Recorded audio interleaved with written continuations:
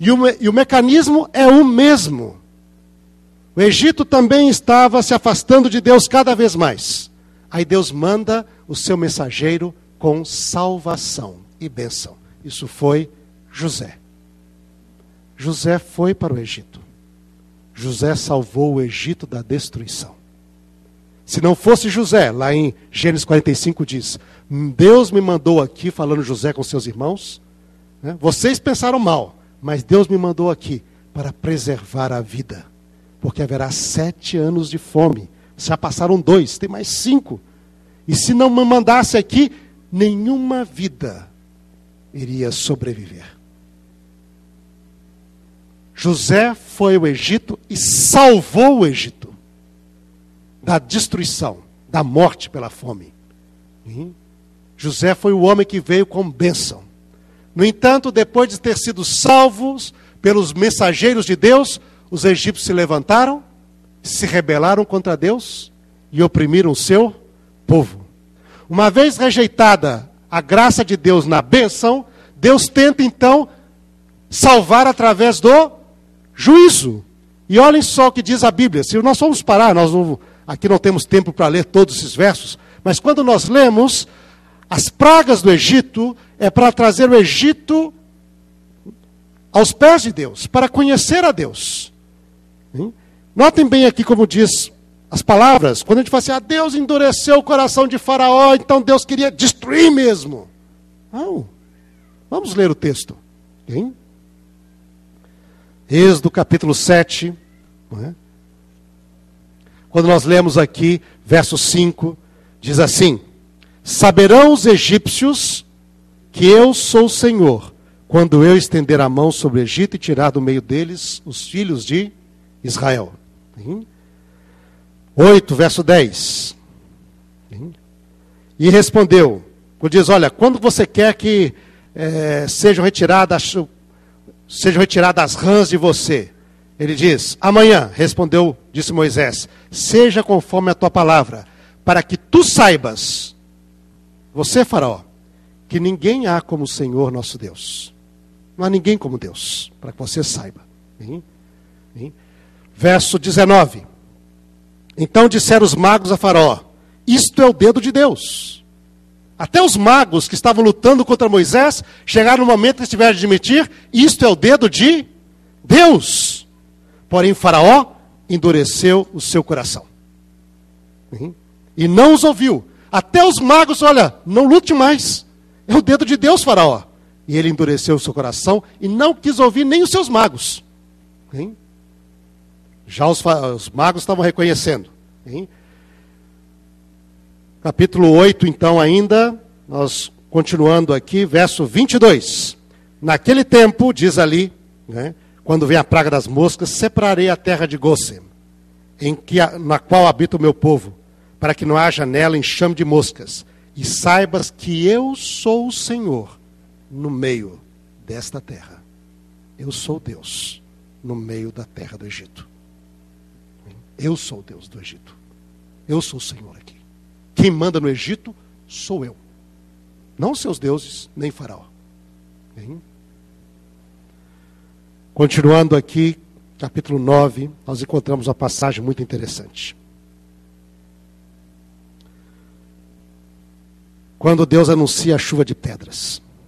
Diz, vai, fala ao Faraó e diz, assim falou o Senhor, Deus dos Hebreus, verso 13, deixa o meu povo ir para que me sirva. Verso 14, pois esta vez enviarei todas as minhas pragas sobre o teu coração, e sobre os teus oficiais, e sobre o teu povo, para que saibas que não há quem me seja semelhante em toda a terra. Eu sou Senhor na terra do Egito, eu sou Senhor sobre toda a terra.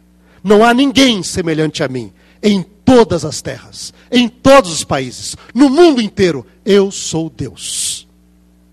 E continua Deus falando com o Faraó, pois eu já poderia te ter estendido a mão e ter destruído a ti e o teu povo, com pestilência, teria sido cortado da terra.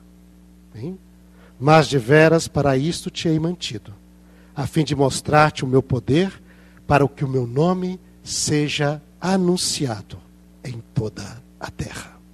Faraó, se eu quisesse te destruir, eu simplesmente estendia a minha mão e eu varreria você da face da terra. Mas eu não estou querendo fazer isso. Te manti para que o meu nome seja anunciado em toda a terra. E aí vem uma pergunta de Deus. Notem bem. Deus diz assim, e ainda, verso 17, te levantas contra o meu povo para não deixá-lo ir? Você é louco? Eu já te mostrei o meu poder. Até os teus magos te aconselham. E você ainda tem coragem de levantar-se contra mim? Eu não te destruí porque eu não quis. Quem? Você tem coragem de levantar-se contra mim? Eis que amanhã, a este tempo, farei cair uma grave chuva de pedras. Tira os servos, tira os animais, eu não quero matar ninguém. E notem bem só, verso 20. Quem dos oficiais de Faraó temia a palavra do Senhor, fez fugir os seus servos e o seu gado para as casas. Aquele, porém, que não temia, deixou-os fora e eles morreram. Já naquele momento havia uma divisão entre os oficiais do Faraó. Fora os egípcios. Havia aqueles que temiam a Deus e aqueles que não temiam a Deus. E assim Deus trabalha, queridos, desta maneira. Primeiro, Deus sempre trabalha trazendo bênção, paz, graça, misericórdia. Mas para o ser humano que não aceita a Deus em paz e misericórdia, Deus então traz juízo, a fim de evitar que o ser humano se perca e seja destruído. É assim que Deus trabalha. Hein? Trabalhou assim com os cananitas, trabalhou assim com os egípcios. Não é? E assim nós vemos um Deus que no Êxodo tem misericórdia. E quando Israel sai, no capítulo 12, sai também a multidão dos egípcios, que preferiram viver com o povo de Deus do que permanecer na terra do Egito. Próximo slide, então. Quando nós notamos ainda o porquê do Êxodo, nós encontramos que era uma oportunidade para Israel se tornar uma grande nação. Quando Jacó está descendo, Deus aparece a Jacó e diz, não tema descer o Egito, porque lá farei de ti uma grande nação. E é verdade, quando chegamos ali, Êxodo 1 a 5, Jacó chega com 70 pessoas. São toda a família de Jacó. Quando ele sai, são mais de 2 milhões de pessoas. A família de Jacó passou para 2 milhões. E aqui vem uma das razões de que Deus levou Israel ao Egito. Canaã é uma terra pequena e superpopulada. E que muitas vezes tinha seca. Lembra? Abraão desceu ao Egito. Isaac passou com problemas de seca também. Jacó teve de descer ao Egito para ter comida. O Egito tinha uma prosperidade sem par no Oriente Médio. Por quê? Porque tinha o rio Nilo. E o rio Nilo, lembra, o Egito, boa parte do Egito é o deserto do Saara. O maior deserto que existe na Terra. Que cobre todo o norte da África. Mas o rio Nilo não nasce na região do deserto. O rio Nilo nasce lá na África equatorial. Que tem o mesmo clima da Amazônia. Nas altas montanhas da África, onde chove praticamente o ano todo. Então o rio Nilo tem água todo o ano. E, portanto, tem comida em abundância. E é um país grande, tinha espaço. Deus precisava de espaço e comida para uma família se tornar uma nação. E Deus levou Israel para o Egito e de 70 pessoas viraram mais de 2 milhões. Outra razão para cumprir a promessa. Próximo slide. Por que do Êxodo?